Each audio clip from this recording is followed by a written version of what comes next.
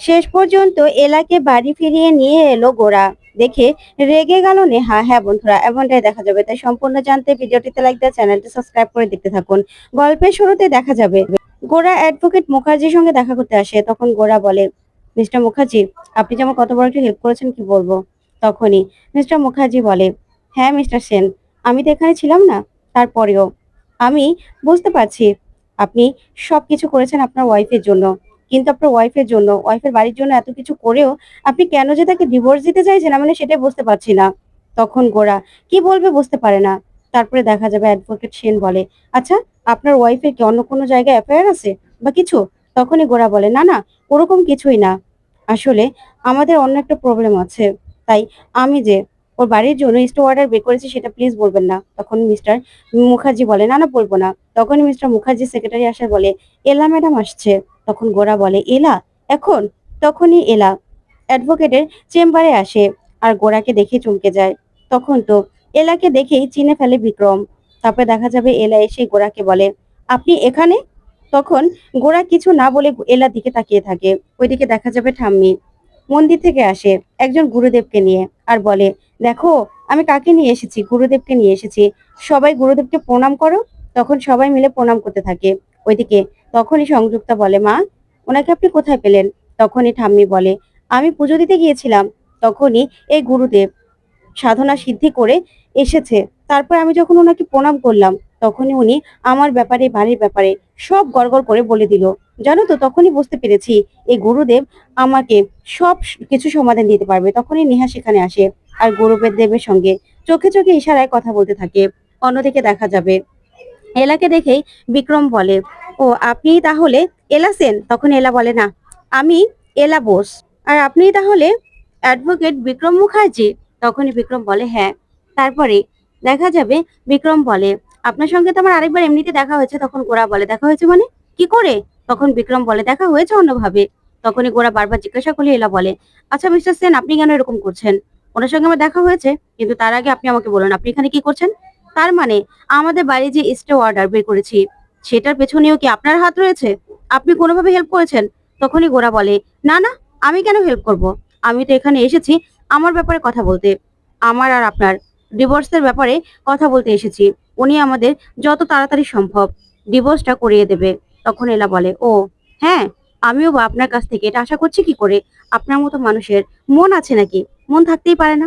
আপনি তো ইট পাথরে গড়া, আপনি আবার কাউকে হেল্প করতে পারেন নাকি? তখন তো ওরা এই কথাগুলো শুনে তাকিয়ে থাকে। তখন এলা বলে, আমি আপনার থেকে আসলে অনেক কিছু আশা করেছিলাম, কিন্তু সেটা সম্ভব নয়। আপনার মতো মানুষ কোনোদিনও পাল্টাতে পারে না। আর তাছাড়া আপনার তো আরেকজন রেডি আছে, তাই না? তখন গোরা বলে, এত কিছু বলার তো দরকার নেই, আমাদের ডিভোর্সটা হয়ে যাবে, এটাই হলো ফাইনাল। তখনই অ্যাডভোকেট মুখার্জি বলে, দেখুন, আপনারা বললে তো আর ডিভোর্সটা হয়ে যায় না।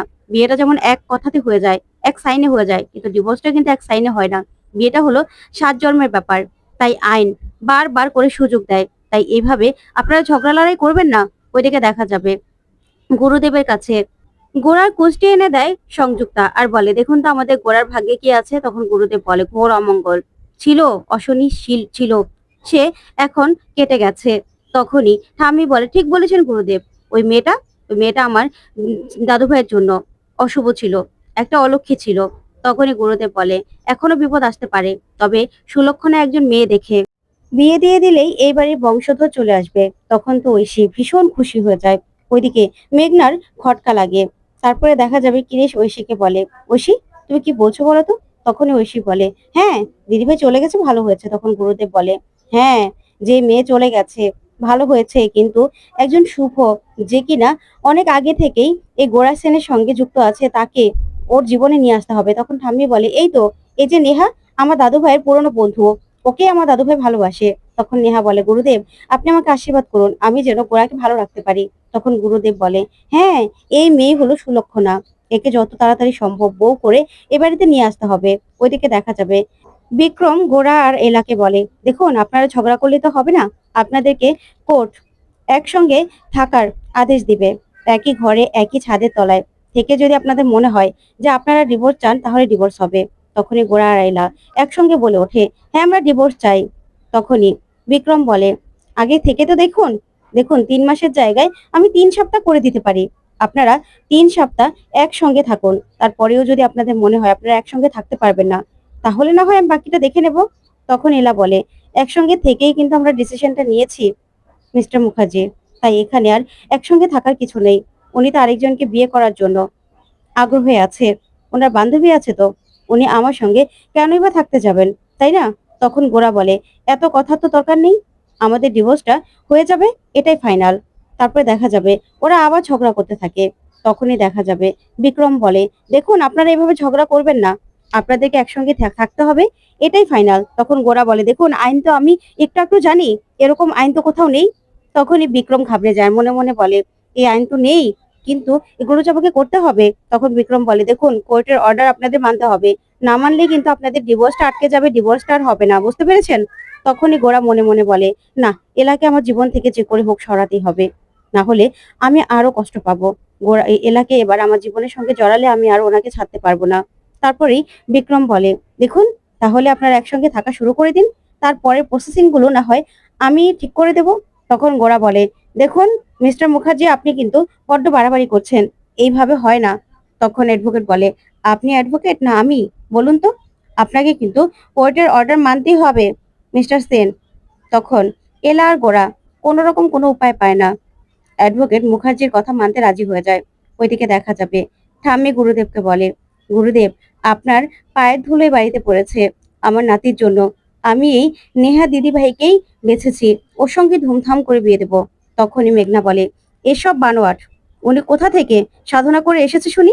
উনি তো দেখছি নেহার থেকে নিশ্চয়ই টাকা খেয়ে তারপরে এসব কথাগুলো বলছে।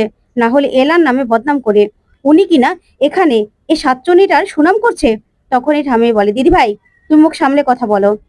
তখনই গোরার মাকে মেঘনা বলে, "না মামুনি, এলার নামে বদনাম করছে। আর দেখছো এই নেহার নামে সুনাম করছে। নিশ্চয়ই টাকা খেয়ে এখানে এসেছে।" এই বলে মেঘনা সে গুরুদেবকে চেপে ধরে। তখনই নেহা ইশারা করলে গুরুদেব সেখান থেকে বেরিয়ে চলে যায়।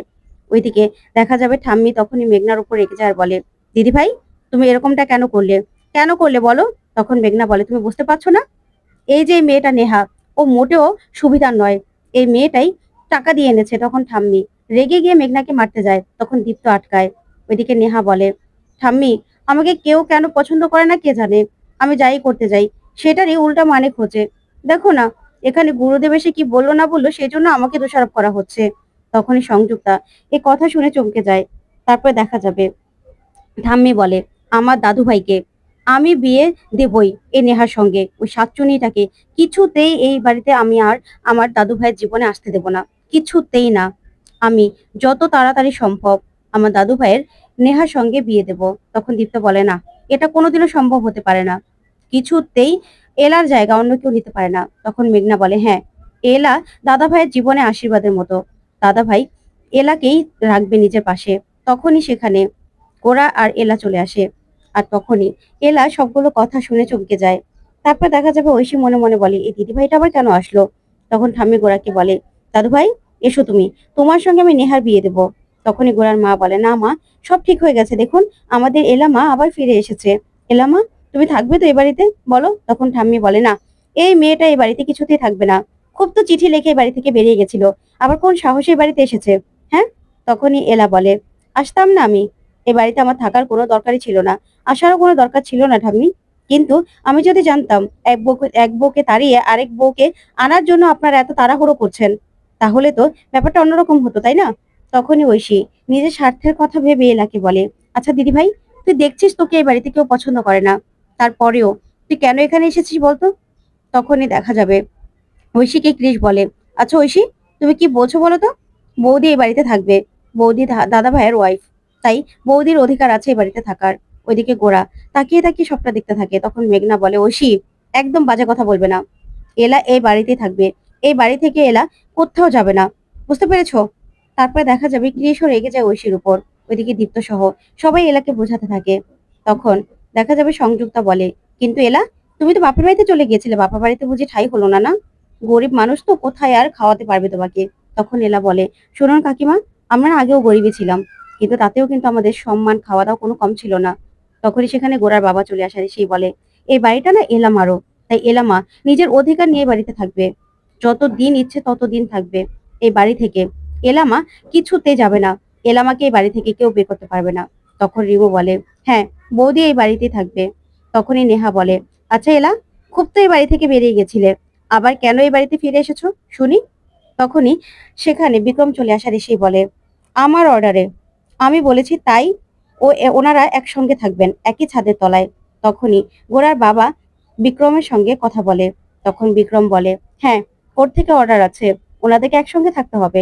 এই বাড়িতে যদি ওনারা একসঙ্গে না থাকতে পারে তাহলে দরকার হলে গেস্ট রুমে গিয়ে থাকবে। তখন ঠাম্মি বলে, অসম্ভব, এই মেয়ে কিছুতেই আমার দাদু ভাইয়ের সঙ্গে থাকবে না, আমার দাদু ভাইয়ের অন্যত্র আমি বিয়ে দেবো। তখনই গোরার বাবা বলে, মা তুমি কেন এরকম করছো বলো তো, কি করতে চাইছো তুমি, কেন এরকম করছো? তখনই ঠাম্মি বলে, শোন বড় খোকা, এই মেয়ে না আমার দাদু ভাইয়ের জন্য ভালো নয়, ও একটা অলক্ষী, ওর জন্য আমার দাদু ভাইয়ের জীবনে যত ফারাক। তখনই গোরার বাবা বলে, না, গোরা আর এলা একসঙ্গে থাকবে, যদি একসঙ্গে থাকার পরেও ওদের মনে হয় না ওরা একসঙ্গে থাকতে পারবে না, তারপরে না হয় ওদের ডিভোর্সের ব্যবস্থা হবে। তখনই বিক্রম গোরাকে বলে, আচ্ছা মিস্টার সেন, আপনি তো আমাকে বলেননি আপনার গার্লফ্রেন্ড নিয়ে আপনি বাড়িতে থাকেন, আপনার গার্লফ্রেন্ডের সঙ্গে আপনার বিয়ের কথা হচ্ছে। তখন এলা তাকিয়ে থাকে আর মনে মনে বলে, প্লিজ মিস্টার সেন, বলে দিন না আপনি আমার সঙ্গে থাকতে চান। তখন গোরা মনে মনে বলে, না, এখন যদি আমি নেহাকে নিয়ে কিছু না বলি তাহলে এলা আমার প্রতি দুর্বল হয়ে যাবে, সেটা হতে পারে না। তখন গোরা বলে, হ্যাঁ, এই সম্পর্কটা থেকে আমি বেরিয়ে যেতে চাই আর তাড়াতাড়ি নতুন একটা সম্পর্কে ঢুকতে চাই। যা শুনে এলা খুব কষ্ট পায়। ওইদিকে বিক্রম বলে, শুনুন, আপনারাও যদি এর নিয়ম না মানেন না তাহলে কিন্তু কোর্ট থেকে অর্ডার আসবে, ওদেরকে একসঙ্গে এই বাড়িতে থাকতে হবে, না হলে গেস্ট রুমে। তখন নেহা মনে মনে বলে, না, গেস্ট রুমে থাকতে গেলে ওরা আমার চোখে আড়ালে চলে যাবে, সেটা হতে পারে না। তখনই নেহা বলে, ঠাম্মি, ওরা থাকুক না একসঙ্গে, এতদিনে না হয় আমরা আমাদের বিয়ের শপিংটা শুরু করে দেবো। তখন ঠাম্মি খুশি হয়ে যায় আর বলে, ঠিক আছে। তারপরে মেঘনা এলাকে বলে, এলা, তুমি কোথাও যাবে না, এই বাড়িতে থাকবে। ওইদিকে বিক্রমের এলার অবস্থা দেখে কষ্ট হয়। এদিকে গোরা ঘরে গিয়ে মনে মনে ভাবে, আমি এলাকে কিছুতে আমার জীবন থেকে বের করতে পারতাম না যদি নেহার কথা না বলতাম, কিন্তু এলা তো কষ্ট পাচ্ছে। তো বন্ধুরা, কেমন লাগলো আজকের আপডেট, কমেন্ট করে জানাও। ধন্যবাদ।